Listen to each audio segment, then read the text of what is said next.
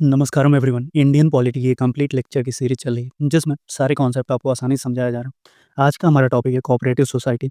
इसमें इसके सारे जो पीवाईक्यू के इंपॉर्टेंट फैक्ट्स हैं वो चीज़ें आपको बतलाई जाएंगी और जो आपके एग्जाम के पर्सपेक्टिव से इंपॉर्टेंट टॉपिक्स हैं उन्हें अच्छे तरीके से समझाया जाएगा। तो चलिए शुरू करते हैं और जानते हैं कि कोऑपरेटिव सोसाइटीज़ जो होती हैं उनका की फीचर क्या होता है। तो अगर की फीचर की बात करें तो पहला तो इनकी जो मेंबरशिप होती है वो वॉलेंटरी होती है, यानी ये ओपन होता है हर किसी को पार्टिसिपेट करने के लिए। तो जो भी लोग मेंबरशिप के क्राइटेरिया को फॉलो करते हैं, वो लोग इसकी मेंबरशिप ले सकते हैं। इसके अलावा इनमें डेमोक्रेटिक कंट्रोल होता है, यानी एक मेंबर के पास 1 वोट होता है। इकोनॉमिक पार्टिसिपेशन, प्रॉफिट जो होता है वो शेयर किया जाता है मेंबर्स के बीच में। इसके अलावा कम्युनिटी पे फोकस होता है, यानी aim to serve the welfare of member and broader community. इसके अलावा ऑटोनॉमी होती है इनके पास, जो कि इनको ऑपरेट करने में मदद करता है ओपनली और इंडिपेंडेंटली। इसके अलावा ये एक्सटर्नल कंट्रोल से आज़ाद होते हैं, इनके ऊपर कोई भी एक्सटर्नल कंट्रोल नहीं होता है। अब अगर हम बात करें कि इनके रिगार्डिंग कुछ लीगल फ्रेमवर्क्स हैं जिनसे इन्हें कुछ पावर्स मिली हैं और इन्हें कॉन्स्टिट्यूशन के अंदर भी कुछ सेफगार्ड प्रोवाइड किए गए हैं।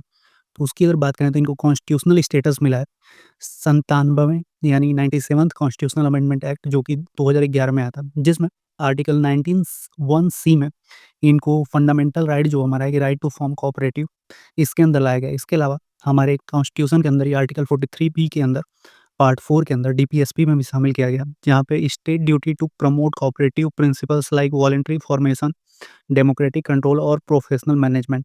तो अगर किसी कोई अगर आपसे पूछे कि कॉन्स्टिट्यूशन के अंदर किन-किन जगहों पे इनकी मेंशन्स किए गए हैं, तो ये कुछ आर्टिकल्स हैं। एक और आर्टिकल है और हमारे कॉन्स्टिट्यूशन का पार्ट जो 9 बी है, उसमें आर्टिकल 243 जेड एच से लेके आर्टिकल 243 जेड टी तक है। तो इसके अंदर इन्हें कुछ स्पेसिफिक कॉन्स्टिट्यूशनल प्रोविजंस प्रोवाइड किए गए हैं। इसके अलावा इन जब ये कॉन्स्टिट्यूशन के अंदर नहीं थी ये चीज़ें, उससे पहले भी इनको कुछ लीगल राइट्स मिली हुई थी। उसमें है जैसे आपका कोऑपरेटिव सोसाइटी एक्ट 1912, ये framework for establishing and regulating cooperative society. तो ये जो कोऑपरेटिव सोसाइटी एक्ट 1912 था, इसके अंदर इन्हें एस्टेब्लिशमेंट और इनको रेगुलेट के लिए एक फ्रेमवर्क दिया गया था। इसके अलावा multi state cooperative society act 1984 भी था, जिसमें एड्रेस करता था कोऑपरेटिव्स के operating across more than one state. तो एक स्टेट से ज़्यादा जगहों पे इन्हें ऑपरेट करने के लिए मिला था। इसके अलावा स्टेट लेजिस्लेटिव का रोल भी इसमें था कि states have authority to regulate cooperatives. तो अभी के टाइम में इन कोऑपरेटिव सोसाइटीज़ इंडिपेंडेंटली काम करती हैं, लेकिन तब के टाइम पे जो कि कोऑपरेटिव सोसाइटी एक्ट 1984 था, उसमें इनको जो स्टेट है वो रेगुलेट करता था और इनका जो ज्यूरिसडिक्शन था वो हमारे कॉन्स्टिट्यूशन के 7वें शेड्यूल के अंदर आता था। आज के टाइम में भी ये जो कोऑपरेटिव सोसाइटी है ये 7th शेड्यूल के अंदर ही आता है और ये स्टेट लिस्ट के अंदर है, तो इसके रिगार्डिंग जो भी चेंजेस हैं वो स्टेट ला सकती है।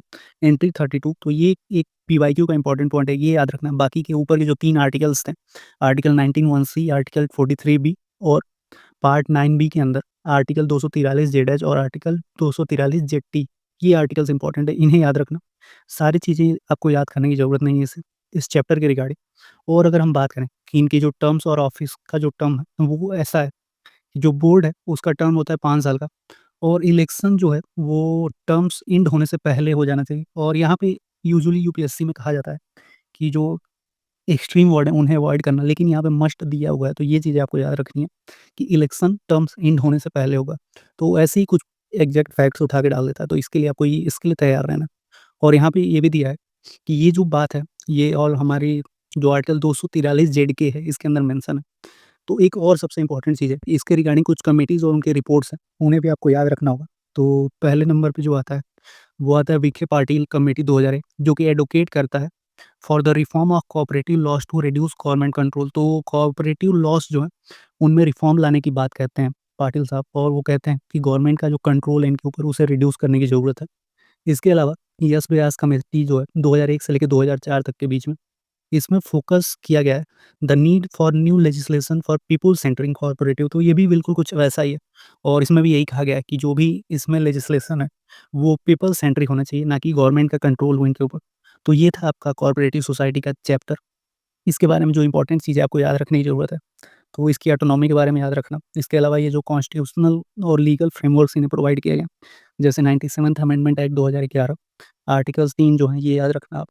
और अगर इसके बारे में मैं बात करूँ तो इसमें ये जो 2 एक्ट्स दिए हुए हैं, कोऑपरेटिव सोसाइटी एक्ट 1912 और multi state cooperative society act 1984, इन्हें याद रखने की ज़रूरत नहीं है। ये स्टेट लिस्ट किसके अंदर आता है और एंट्री ये याद रखने की ज़रूरत है। इसके अलावा ये जो मैंने मस्ट वाली बात की थी, ये भी याद रखना। टर्म्स 5 ईयर याद रखो, चाहे नहीं वैसे पूछेगा नहीं। और ये 2 कमिटीज़ हैं, इनके बारे में भी थोड़ी इन्फॉर्मेशन अगर रखो आप, तो आपके लिए काफ़ी ज़्यादा हेल्पफुल हो जाएगा। तो ये था कोऑपरेटिव सोसाइटी, मिलते हैं आपसे नेक्स्ट वीडियो में। अगर कोई स्पेशल चैप्टर या स्पेशल टॉपिक की डिमांड हो तो आप कमेंट बॉक्स में कमेंट कर सकते हो। चलिए धन्यवाद।